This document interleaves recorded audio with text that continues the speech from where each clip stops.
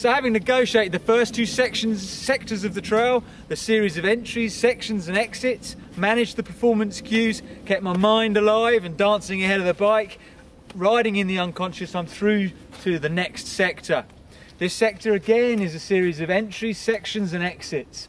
How I perform in one and how I leave one is going to affect how I ride the next.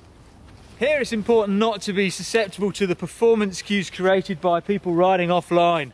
Some people have taken a low line in here. It's easier to ride at the bottom of the camber than at the top, or so they believe.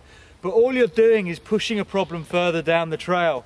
And we can see as we progress that those people that have followed the lower line are left with a much sharper corner to negotiate, which is rutted, rooty and holding water. They're riding actually off the trail. It's important here that we don't succumb to the tyranny of the majority, following the mistakes that everyone else has made. But as I ride in, if my head drops and I see a line towards the outside that most people have taken, it's quite common that I might end up following that line. What I need to do is pick my head up and think ahead further, not make their mistakes, and not make any of my own.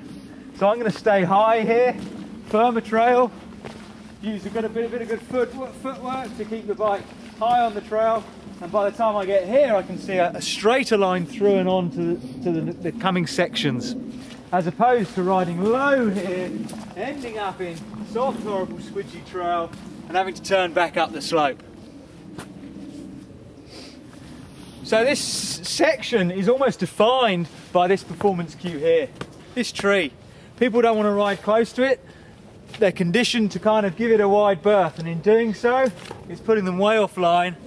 And when they realise they've successfully negotiated this tree, lifting their head up, they've got a nice semi-mature oak which they're heading straight for.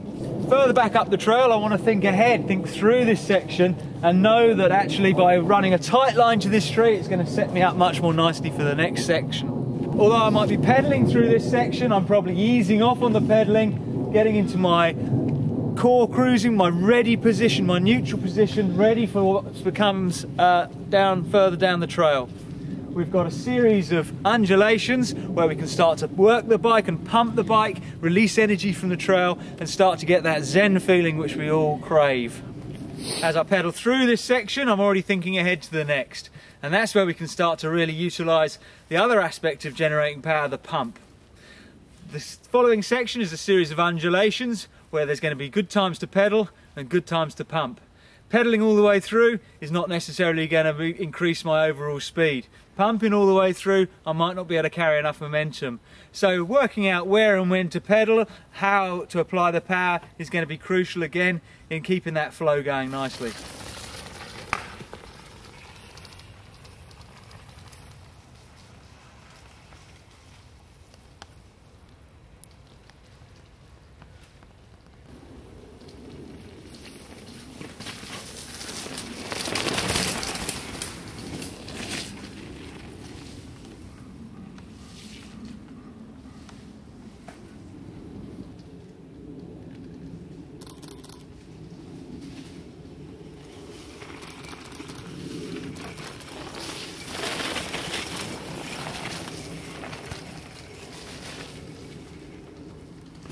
It can take a little while to get into the flow on any given trail, to start relaxing into the ride and start really truly enjoying it.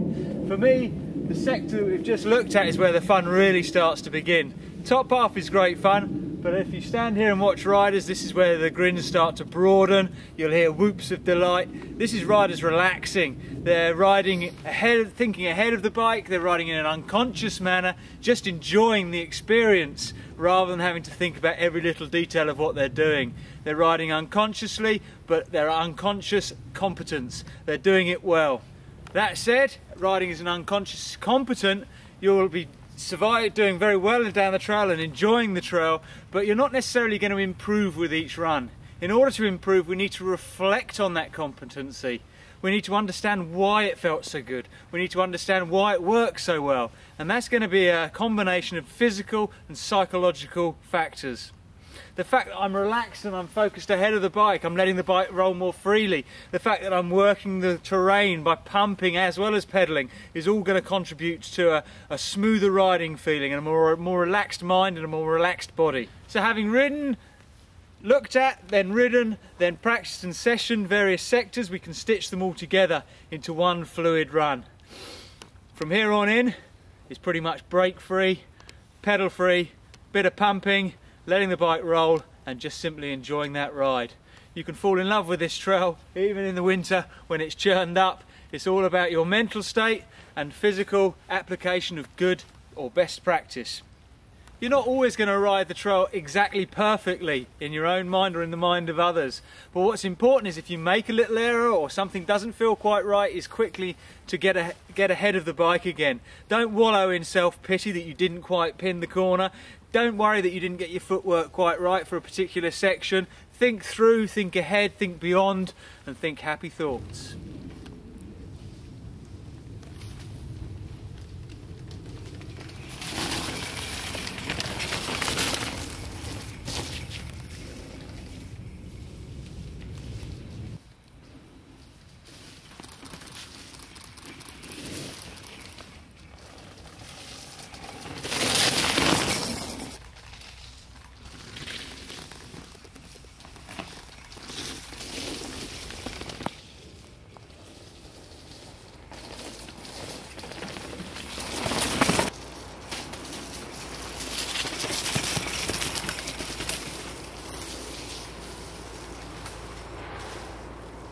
Old school thinking and old school teaching, perhaps the first thing you learn in mountain biking is the attack position.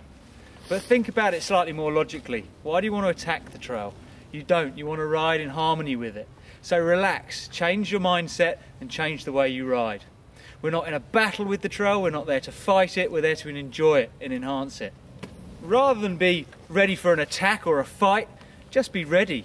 Be in a neutral position in on the bike, centralised, ready to respond, ready to move your weight fore and aft as required, ready to add power when necessary, when to pump, when to control your speed using your brakes and when to control your speed by accelerating. But be ready, don't be in a position of constant state of attack. So treat your trail like an old friend, understand it, empathise with it, react and respond to its needs, and you'll end up grinning from ear to ear. It should be fun mountain biking, never forget that. You're out there to enjoy it. Doesn't matter how many times I ride that trail, I always come out the end smiling. It's never a chore, always a pleasure. Hopefully, through understanding the trail, breaking it down, applying good technique, you can go to that stage with your favourite piece of trail or a trail that's bugged you in the past. Don't fear it, don't fight it, give it a cuddle and enjoy.